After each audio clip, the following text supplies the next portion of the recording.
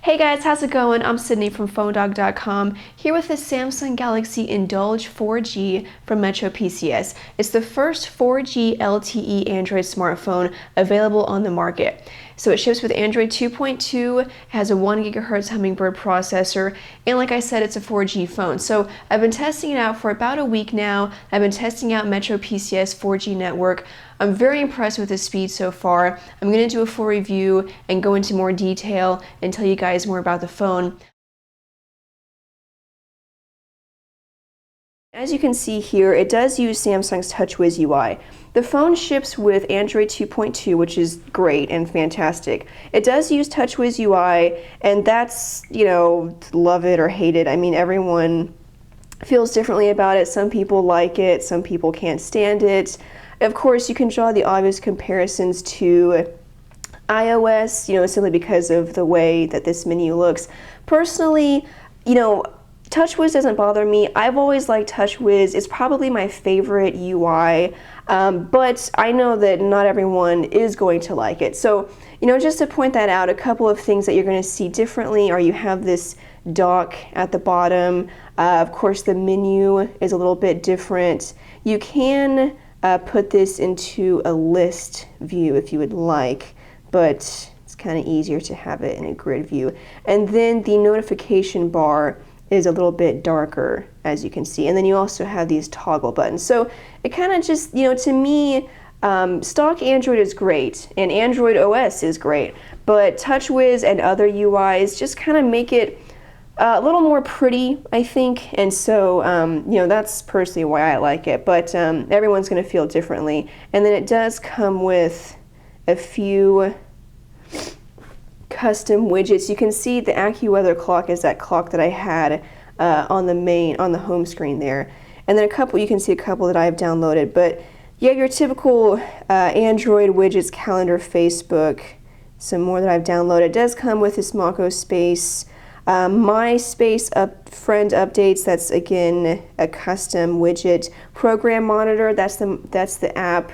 The widget that you can use to monitor the apps that are currently running, and then the Yahoo Finance clock and YouTube. So, not a whole lot of custom widgets, which some people will like. It does have some custom MetroPCS, bloatware, custom pre-installed apps.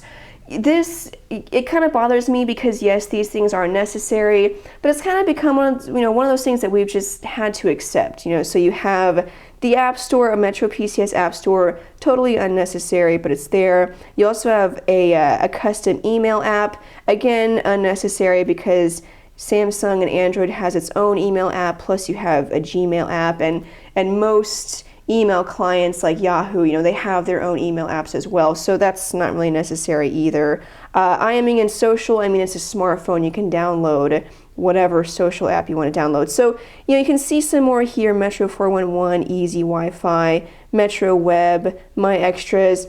They're not necessary. There's a lot of them. They're there, and there's not really a whole lot that you can do about it. So, at this point, we've just kind of had to deal with it. It does come with Iron Man 2 pre-installed, which is pretty cool. That is actually pre-installed on the micro SD card, which I believe is underneath the battery cover. Yeah. So, I don't know, it's kind of annoying that you have to take off the cover to get to it, but whoops, did you see that? It just popped right out. That was actually kind of cool. So here's the micro SD card. It's a 4 GB card, as you can see, and the film takes up a good chunk of that, about half of it actually. So it's 4 gigs, so you have about 2 gigs left over after the film. So, not too bad. Let me see if I can get the card back in there. But it does come with Iron Man 2, which is pretty cool. It's kind of become a popular trend these days, phones coming with movies, but it does come with that pre-installed. Now I'll talk a little bit about the keyboard. It does have a physical keyboard, as I said, and it also has a couple of options for a virtual keyboard. So here, this is Samsung's custom keyboard, and then you also have the Android keyboard, just a stock Android keyboard, and then you also have a swipe. So a lot of options there, which I think is great. I mean, I personally, usually I use all three of these keyboards because they're good for different situations. But then of course you have the physical keyboard, which is what you're going to use most of the time.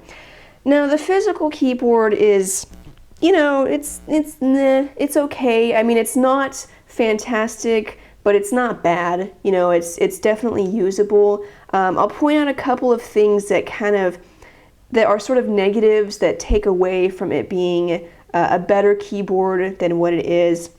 One of the things is that, as you can see, you may not be able to tell very well, but the keys are very, very flat. You can see that they're flat, but you really don't know exactly how flat they are until you actually feel it. I mean, they're almost lower than the plastic molding around the keys, and you may be able to see that if you look closely. So, you know, they're actually flatter than this plastic molding, so when I'm feeling around for a key, you know, it's a little bit harder to use. For me, it's a little easier because, you know, I'm a girl, I have nails, so I can use those. But if I were to just use, you know, my thumbs, my fingers, that kind of makes it a little bit harder to use. It's not a big deal, but it's definitely a negative. I mean, it's nicer when you have a keyboard where the keys are raised, you can feel them, you can get some traction there. And with this, you just don't have that.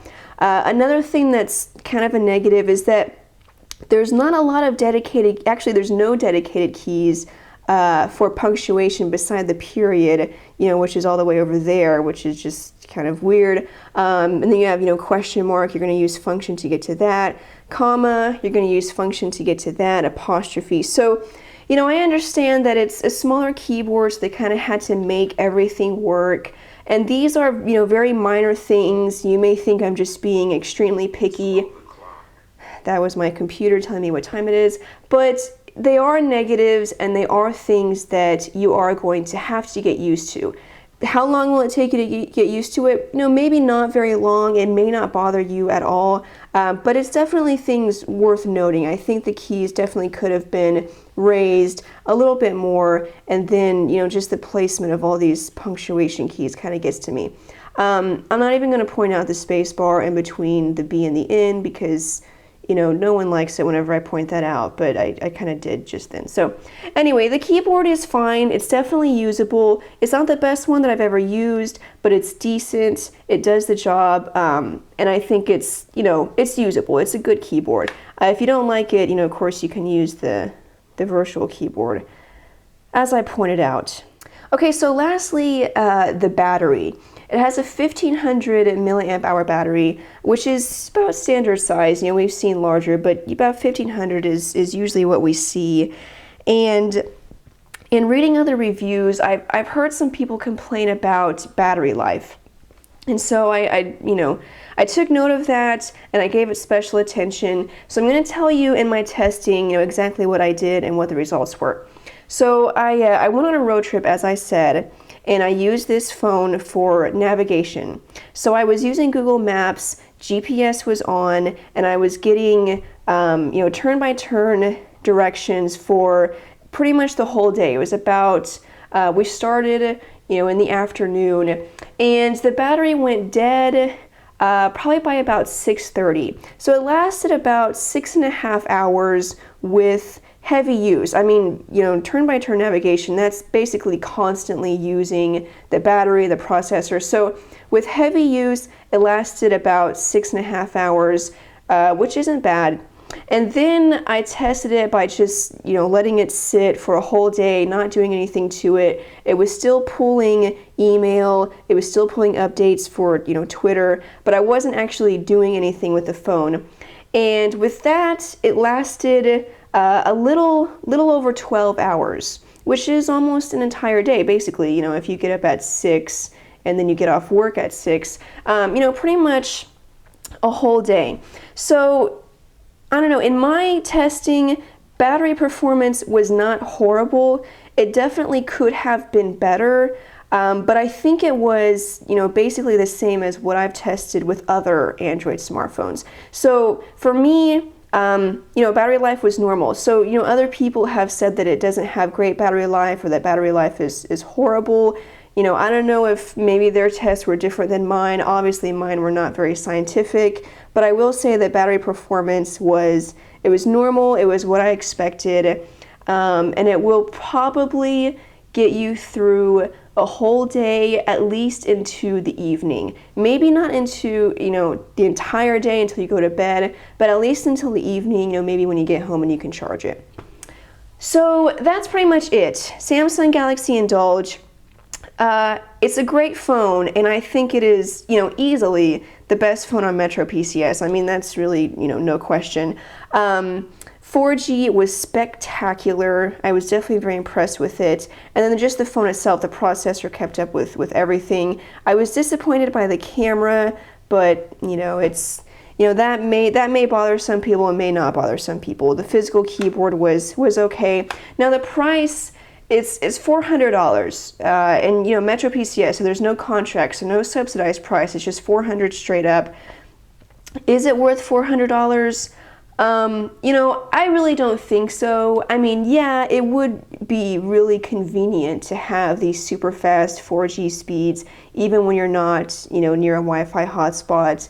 You know, it would be nice to have a Galaxy device, but $400, I mean, if you have that, then go ahead and spend it. It's a great device, but I don't know, I think it's just a little bit too much, you know, for a phone. Even though it is a great phone, you know, I just think it might be too much, but that's coming from me, you know, that's a very personal thing, but it is $400.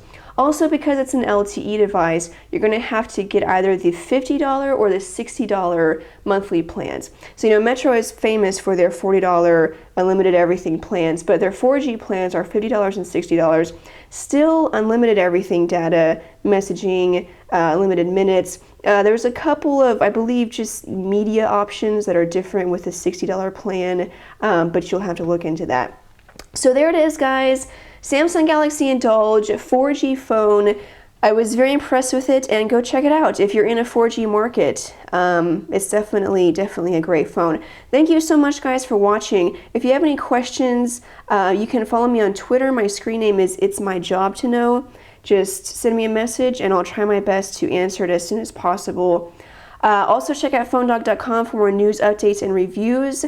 Again, thanks for watching this video. I'm Sydney from PhoneDog.com, and I'll see you guys later.